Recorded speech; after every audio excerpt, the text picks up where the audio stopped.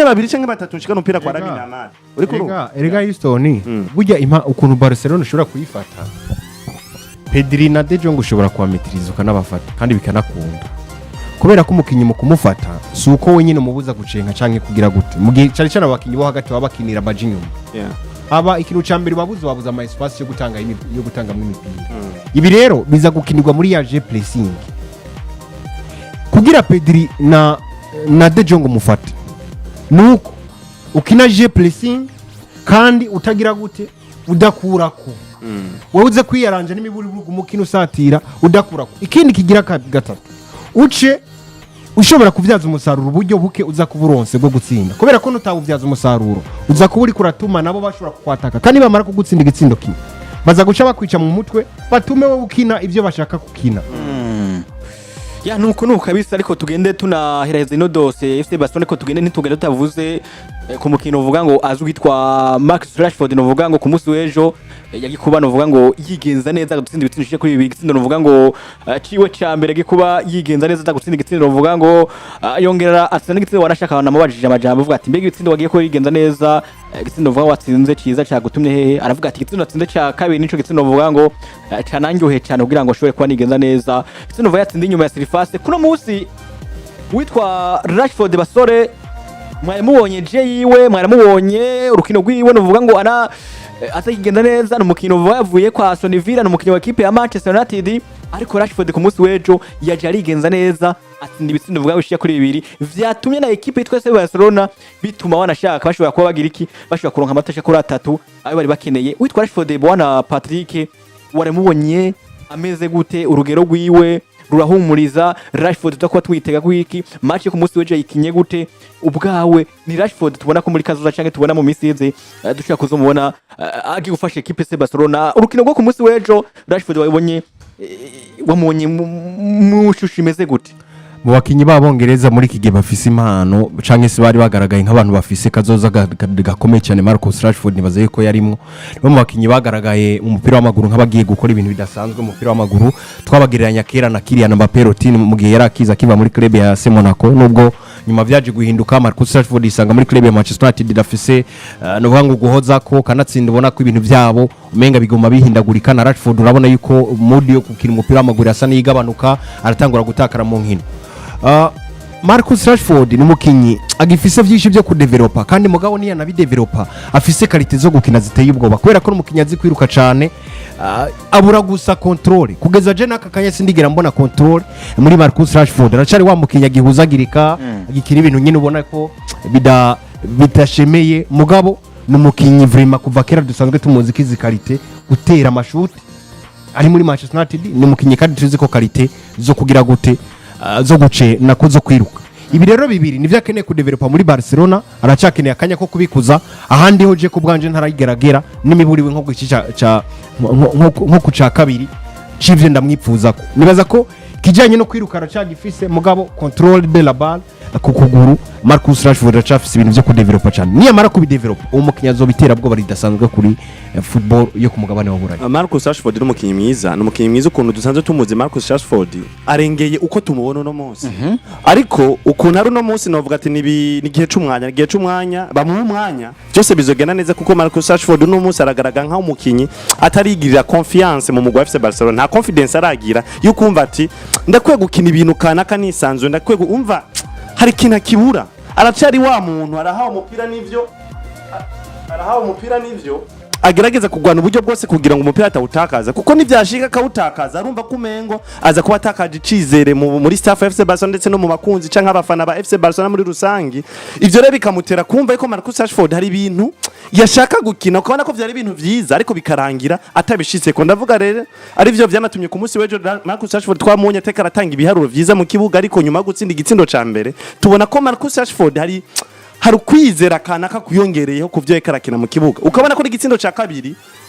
yagitsinze kubera ko yifitiye hari confidence kanaka ifite kuko urabona ko igitsindo yatereye inyuma ya box ni shoot yateye ivyo byose kugira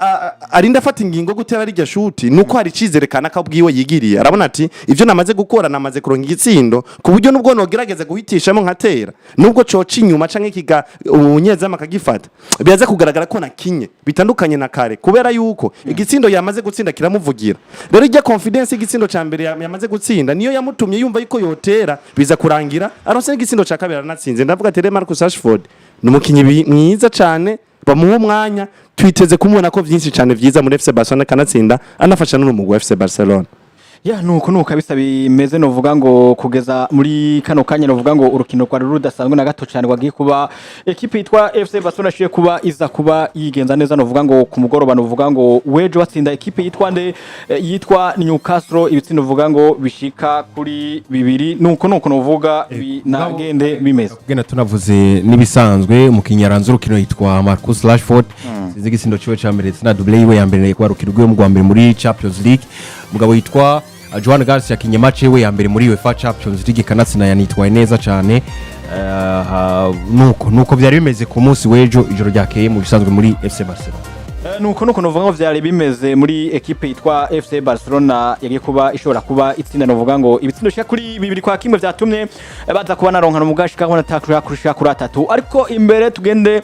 tuje no kurukino novuga ngo gwakora huza equipe yitwa Manchester City nayo yariko iragerageza kuba ikirakina novuga ngo nino equipe ya Napoli baza kuba batsinda novuga ngo ibitsindo shika kuri bibiri kubusa itsindo vyasindwe n'umukinyi azwi ku izina rya ndavuga ngo Erling Haaland ariko gitsinda navuga ku munota wa 56 ku ipasi witwa Phil Foden mu ruhande rwa equipe ya nyene witwa Jeremy Doku nawe giye kuba asinda gitsinda ku munota 65 ku ipasi ya Atsinze ni match navuga ngo yariko irashobora kuba iba novuga ngo hariya ku kibuga novuga ngo cha Etihad Stadium match novuga ngo itari isanzwe equipe yitwa Manchester City iza kuba yigenza neza Houston iza gutsinda equipe novuga ngo ya Napoli yo mu gihugu cy'ubwonge nako y'Ubutaliyano equipe novuga irisa ngo irimo abakino novuga ngo batandukanye twanabonye banashaka abakire bagiye ko batangura mu kibuga ku mpande z'ukwezi zibiri equipe ya Manchester City yari mu kenyero wa bane batanu umwe mu ngorere witwa Donnarumma muri defense witwa Ruben Diaz Crespo Garavadiol amakuri kabiri ku Sanove hamwe nitwa Nico Oriere kuri gatatu hagati mu kibuga witwa Rodri Foden Legend hama batakisha witwa Belasiva ku ruhande rumwe Jeremy Doku kurundi ruhande Erling Haaland aza kuba nka nimero 9 ku ruhande wa kipe ya Antonio Conte asanga amereza novuga ngo equipe ya Napoli imigori bayo asije mu witwa Mitrovic Savic Buongiorno muri defense witwa Samo Bukemana hama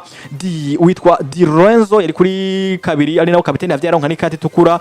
mu gihe witwa Spinazzola yari karakina kuri 3 hama witwa ndavuga Robokoska yakirakina hamwe witwa Kevin De Bruyne ni witwa Sambo Anguissa hama batakisha witwa Politano witwa McTominay kuri nimero 9 umukinyi wa kirera wa Manchester United yitwa Hojlund ni equipe yitwa Manchester United nako Manchester City iza kuronka abashika kuri 3 itsinze irushije equipe yitwa ndavuga Napoli ibisinzwe kuri bibiri kubusa bwana Houston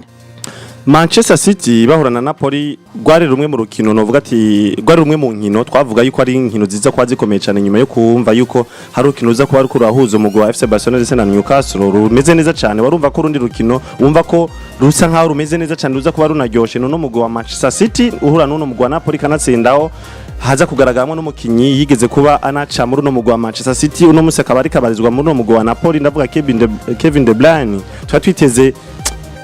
ibidasanzwe cyane biza kuba biko biragaragara kuri no rukino kanatsinda no rukino rwabaye gwiza ku mande zose zibira abakinyi bose aba ba Napoli ndetse n'aba Manchester City harabaye ku ibidasanzwe bakinye mu kibuga kuri tapi vere batwese urukino rwiza cyane ruryoshe ariko kandi no rukino rwagiye kurangira Man City itsinze ino Napoli kuri en faveur yuko ndagaruka kuri no karata itukura yagiye kugaragara mu ruhande rwa Napoli uno Di Lorenzo yagiye ku nkati tukura ku munota 21 kanatsinda n'ibitsindo byagiye kuba binagaragara kuri Manchester City byagiye kunaboneka inyuma y'iyo karata itukura yagiye kuba inatangwa buno mugwi wa Napoli ku buryo ndabifata muri ino faso ivuga yuko hari inguvu zagiye kugaragara nkaho zigabanutse ku ruhande rwa Napoli nyuma yo kuba bagiye no kuba basohora umukinyi wabo ari n'umudefenseur kanatsinda mwiza ubona ko ari n'umutitirere w'uno mugwi wa Napoli akunze kuba ariko anakoreshwa kandi nkanabona na impact nini cyane agiye kubinagaragara ku mpande y'umunyezamu w'uno mugwi wa Napoli twarabonye igikorwa yakoze ciwe kidasanzwe cyane uno munyezamu ndavuga Savic aho kanatsinda ugiye kuraba kuri no rutonde rw'ano bakinyi yagiye kuba anaronka n'amanota menshi cyane ugereranyije n'abakinyi bose ba Napoli yagiye kuronka amanota agera kuri 8 n'ibicendwi ku manota atangwa n'ikino kinyamakuru ca SofaScore novuga ati rero faveur ya Manchester City gutsinda Napoli ni no karate tukura yagiye kubinagaragara kuri Napoli ariko kandi ni Manchester City ntoza kuyiharura yuko harakazi karenze cyane kanini yagiye kubinakora imbere ya Napoli kubera ko ngo kumbure ngo Manchester ari umugwi mwiza twibukanye neza na neza ni Manchester City arava mu bihe bibi irimo iracare mu bihe bigoye cyane bihe bibi twovuga yuko ugiye ukagaruka muri Premier League nayo nyene iri mu bihe bibi bijya nyene nuno munsi rafise abakinyi babandi barahari Phil Foden akitwara neza inkino zibizikurikirana ubona ko akakora ibiharo bidasanzwe kanase nako rukino bahurana na Napoli yanabaye na omdi match waruno rukino yatanzemo assist yiwe hariya ariko kandi genda caharo Manchester City nk'umugwi ukiri mu ngorane zikomeye cyane n'ibitsindo canke intsinzi yagiye kwinaronka kuri Napoli genda harura kuri faveur y'ikarti tukura agiye kugaragara kuri no mukinyi Di Lorenzo nayo ubundi je niteze ko twari guharura ibindi bitandukanye cyane umukino wa Napoli Di Lorenzo amaze kugikarati tukura bashimisha bisabwa ko bakura mu mukinyi yitwa Kevin De Bruyne kugira ngo barabe yuko bugarukana novuga ngo umukino mwiza hagati mu kibuga no muri defense ahanini na cyane ko bari bakinye umukenyero novuga ngo mwiza wo kwataka wo gusatira ariko mugabo byaciye biza kubagora biza gutuma defense ntaremerwa cyane gose inacaca no mugabo witwa Asminazora yarafatanye n'umukinyi yitwa Jeremy Doku nako umukinyi yitwa Bernardo Silva Phil Foden aza koroherwa n'abandi batandukanye byari byoroshe cyane kuri Man City ndetse byaciye bituma itanategwa pressure ku buryo n'umukinyi yitwa Rodri Cascante yoroherwa na defense yari amazi byari byoroshe nta bintu bini bari ko barakorerwa byari byoroshe kuri Man City nuko nuvuga ngo binameze cyane muri equipe itwa Manchester City yagiye kubitsinda ariko bigaragara ko equipe yagiye kubironka novuga ngo nitasha kuri 3 bivanye nuko novuga ngo ari ya equipe yashoboye kuba harimo n'ikate tukura nitwosha ko tuvyinjiramo cyane